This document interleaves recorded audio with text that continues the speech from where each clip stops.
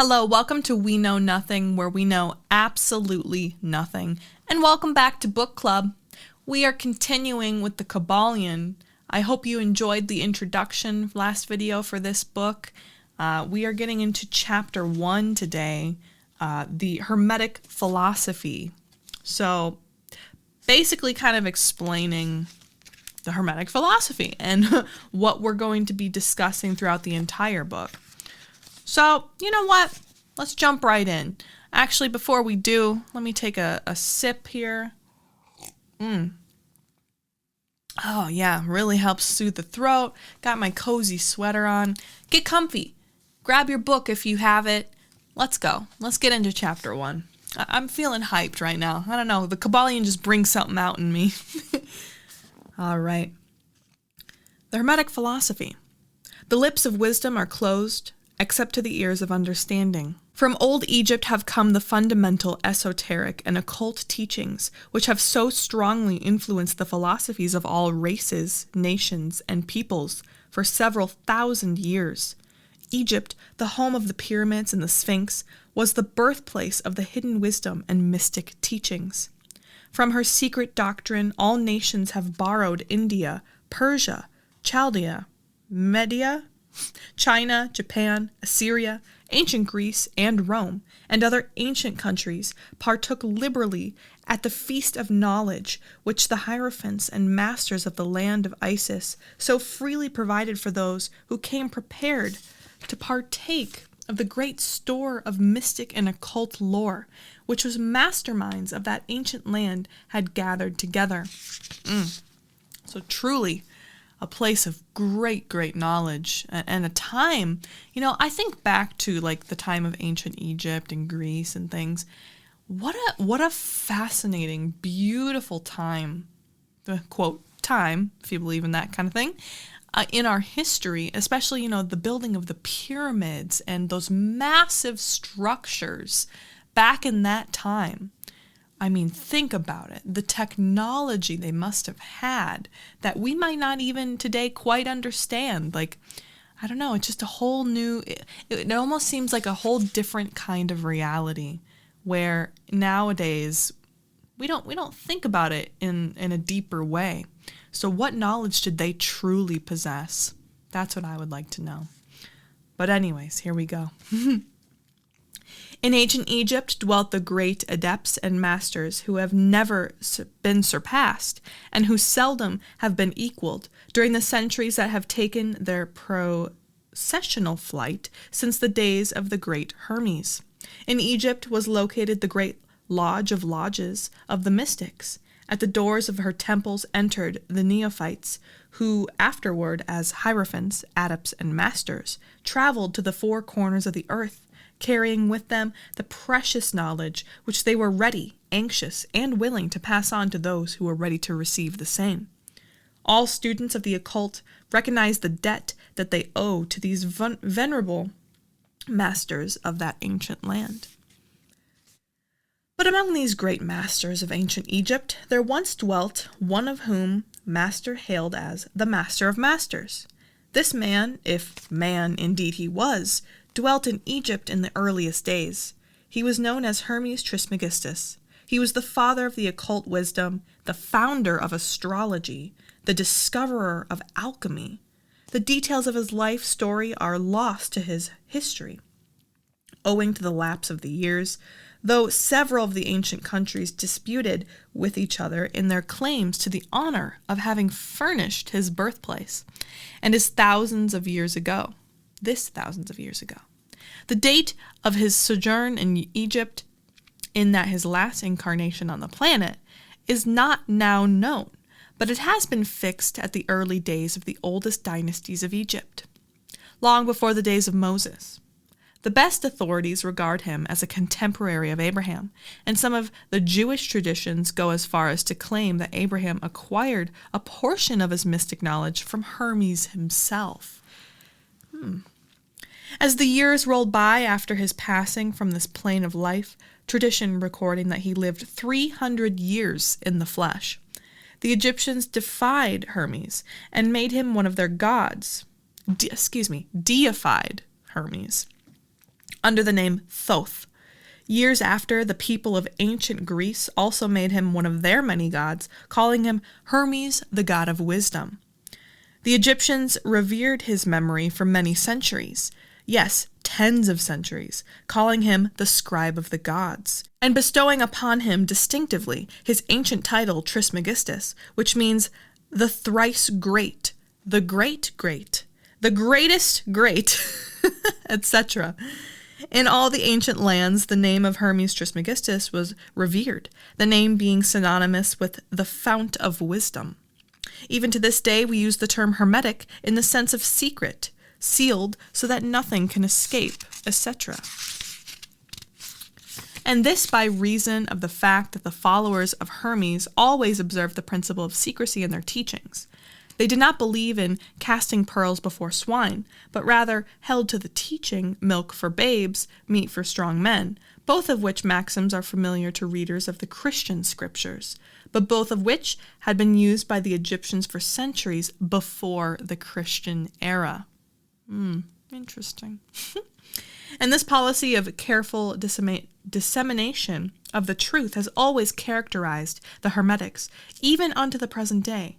The Hermetic teachings are to be found in all lands, among all religions, but never identified with any particular country, nor with any particular religious sect. This because of the warning of the ancient teachers against following the secret doctrine to become crystallized into a creed. The wisdom of this caution is apparent to all students of history. The ancient occultism of India and Persia degenerated and was largely lost, owing to the fact that the teachers became priests and so mixed theology with the philosophy, and the result being that the occultism of India and Persia has been gradually lost amidst the mass of religious superstition cults, creeds, and, quote, gods. So it was with ancient Greece and Rome. So it was with Hermetic teachings of the Gnostics and early Christians, which were lost at the time of Constantine, whose iron hand smothered philosophy with the blanket of theology, losing to the Christian church that which was its very essence and spirit, and causing it to grope throughout several centuries before it found the way back to its ancient faith. The indications apparent to all careful observers in this 20th century being that the church is now struggling to get back to its ancient mystic teachings. But there were always a few faithful souls who kept alive the flame, tending it carefully and not allowing its light to become extinguished. And thanks to these staunch hearts and fearless minds, we have the truth still with us. But it is not found in books to any great extent. It has been passed along from master to student, from initiate to hierophant, from lip to ear.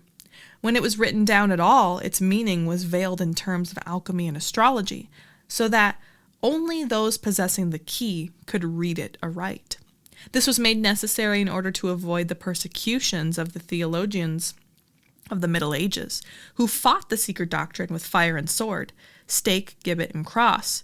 Even to this day, there will be found but few reliable books on the Hermetic philosophy, although there are countless references to it in many books written on various phases of occultism.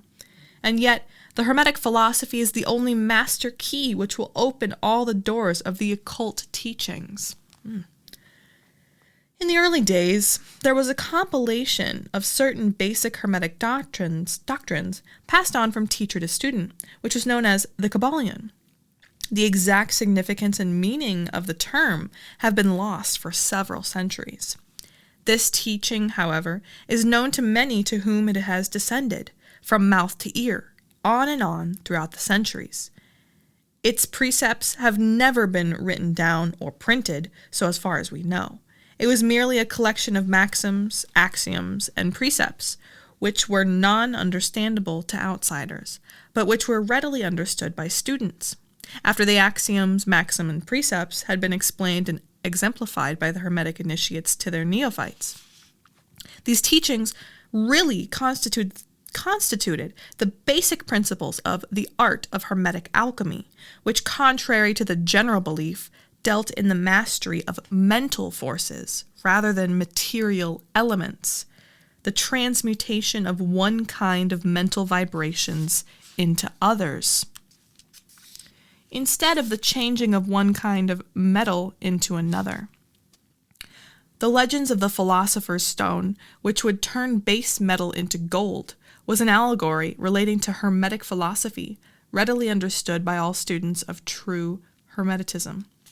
In this little book, of which this is the first lesson, we invite our students to examine into the Hermetic teachings as set forth in the Kybalion, and as explained by ourselves, humble students of the teachings, who, while bearing the title of initiates, are still students at the feet of Hermes, the Master.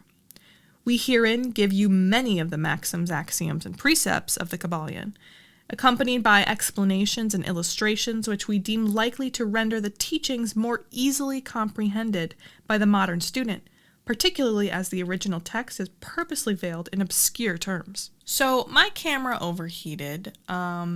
We've been having a lot of technical difficulties with this Kybalion so far, and Juan just informed me that it is said that the Kybalion, the book, is cursed. I don't know if you believe in curses or not, but yeah, I mean, literally since starting filming this chapter, or this book, this camera has like overheated after 15-20 minutes of filming, when normally it shouldn't do that. It just constantly keeps shutting down, like having some issues with filming this Kybalion right now. I think I might have to go do some sage work on this book or something, But let me see where we left off here. Gosh, wow. Kind of throwing me for a whirlwind here, Kybalion. Here we go. Let's continue. We herein give you many of the maxims, axioms, and precepts of the Kybalion, accompanied by explanations and illustrations which we deem likely to render the teachings more easily comprehended by the modern student, particularly as the original text is purposefully veiled in obscure terms. The original maxims, axiom, and precepts of the Kybalion are printed herein in quotation marks, the proper credit being given. Our own work is printed in the regular way, in the body of the work. We trust that the many students to whom we now offer this little work will derive as much benefit from the study of its pages as have the many who have gone on before, treading the same path to mastery throughout the centuries that have passed since the times of Hermes Trismegistus, the Master of Masters, the Great, in the words of the Kybalion. Where fall the footsteps of the Master, the ears of those ready for his teaching open wide, the Kybalion. When the ears of the student are ready to hear, then cometh lips to fill them with wisdom, the Kybalion. So that according to the teachings, the passage of this book to those ready for the instruction will attract the attention of such as are prepared to receive the teaching. And likewise, when the pupil is ready to receive the truth, then will this little book come to him or her. Such is the law. The Hermetic principle of cause and effect, in its aspect of the law of attraction, will bring lips and ear together, pupil and book in company. So mote it be. All right, well, before my camera potentially overheats here, let's quickly get in some thoughts about the first chapter, Hermetic Philosophy. Regurgitating some information from the introduction of the book, but yeah, talking about Hermes, the founder of occultism, astrology, the discoverer of alchemy. I mean, come on, this guy has got so much on his resume. It's crazy. What a fantastic character. Some people think that he was an actual god, that he wasn't even necessarily human, or, his human form, they said, lived to be about 300 years old. Is that even possible? Is it possible back then? Because right now it's not possible. Interesting. So maybe he did live to be 300. Maybe he wasn't even human. Who knows? People, what was it? Thoth? He was considered to be Thoth by the Egyptians.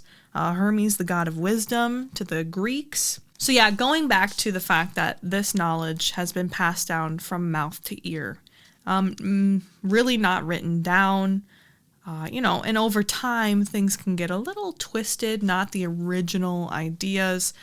But I think because you've got, devoted Hermetics, or Hermetists, or however they were referred to, because they're so devoted and they want this knowledge to be spread, I think it is fairly accurate to say that, what Hermes taught is kind of what is throughout this book.